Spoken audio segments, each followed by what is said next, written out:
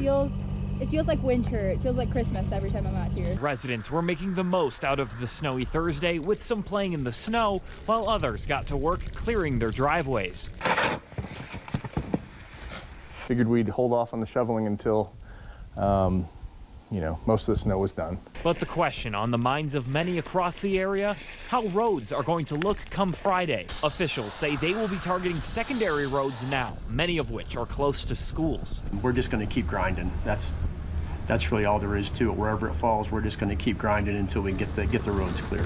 Kevin Maston with El Paso County Public Works says he's concerned about the potential of major roadways freezing overnight because of the more slush-like conditions they've been seeing.